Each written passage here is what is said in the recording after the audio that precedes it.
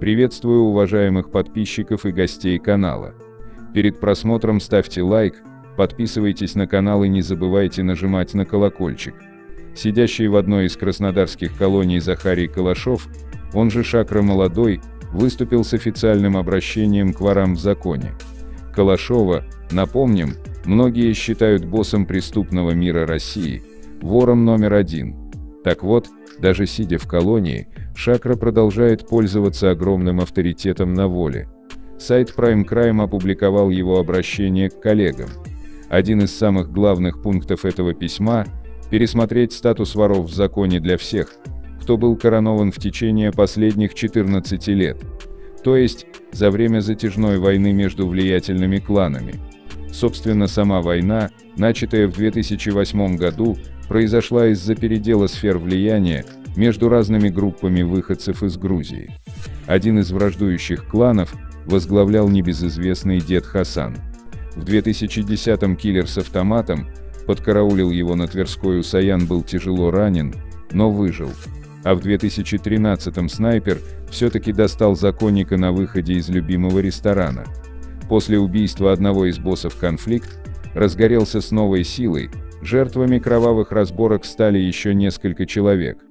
Тем временем, пока шла война, каждый клан старался пополнить свои ряды все новыми законниками, раздавая короны порой чисто для количества, чтобы получить преимущество на сходках. Шакра как раз и предлагает пересмотреть список новеньких. Что за этим стоит, и не выплеснется ли криминальная война на улицы российских городов, сайту «Комсомольская правда» рассказала главный редактор, информационное агентство Prime Crime Лиля Харина. По понятиям, вор – независимая самостоятельная единица со своим мнением, которое не может быть проигнорировано. Поэтому решения на сходках принимаются не большинством голосов, как на партсобраниях, а либо единогласно, либо не принимаются вовсе, если есть возражение хоть одного вора. То есть, раньше это было заведено именно так. Но сейчас по факту не так. Например, в Ереване не было решения о запрете новых коронаций, было лишь соответствующее предложение Шакра. Но все его восприняли как запрет, и за 8 лет никто, за исключением одного случая, не осмелился его слово нарушить. По словам Хариной, большинство воров наверняка и не против прекратить затянувшуюся войну. Но Шакра в своем письме предлагает сделать это без всяких сатисфакций за убитых и раненых. А это мало кого может устроить.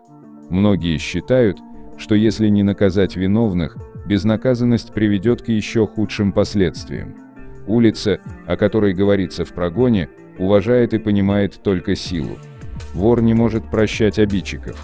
Как может он забыть, например, об отрезанном у него ухе? Поэтому, скорее всего, найдутся воры, которые не поддержат предложенный Шакра вариант. При этом Лиля Харина отмечает, что Шакра по сути единственный, кто мог по своему статусу предложить прекращение войны, потому что в этом конфликте не участвовал. Кстати, прогон не подписан, но манера изложения не оставляет сомнений, что писал именно Шакра, узнаются его речевые обороты. Некоторые не верят, что Шакра мог написать такое. Мол, бумага полицейская подстава или что-то в этом роде. Я бы сказала так, возможно, это результат неких совместных усилий, ведь если бы Шакра не прислушивался, что ему говорят люди в погонах, он в 2014 году не оказался бы в Москве, а в 2018 в Краснодарском крае вместо Красноярского. Если посчитать всех, кто вошел с момента раскола, то есть с середины 2008 года, получится 134 человека. Это примерно треть ныне действующих воров. Пересмотреть не значит исключить. Шакра вообще свойственно пересматривать решения, в которых он не участвовал. Он не терпит, когда в воровском мире что-то происходит без него. А кадровый вопрос – это всегда вопрос власти и денег. На днях в Московский областной суд поступило дело 62-летнего Давида Панчвидзе. В 2021 году его изначально задержали с наркотиками.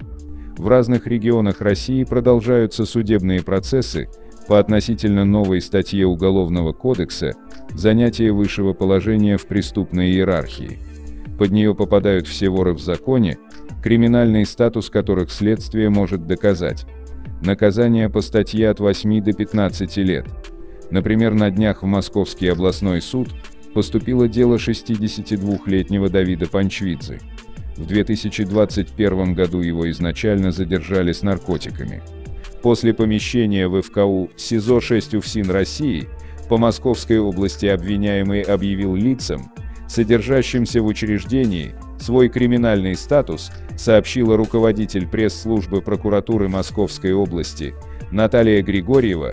Его указаниям и распоряжениям, в соответствии с обычаями и правилами криминальной субкультуры, все лица, имеющие более низкие криминальные статусы, обязаны беспрекословно подчиняться. Поэтому и возникла конспирологическая версия, а может, воры хотят почистить ряды, чтобы вывести кого-то из-под срока по воровской статье. «Не вижу никакой связи», — говорит Лиля Харина. Главным образом, прогон Шакры нацелен на сокращение числа воров, депаспортизацию. Как ни парадоксально, чтобы привлечься или получить срок за высшее положение в преступной иерархии, не обязательно быть действующим вором.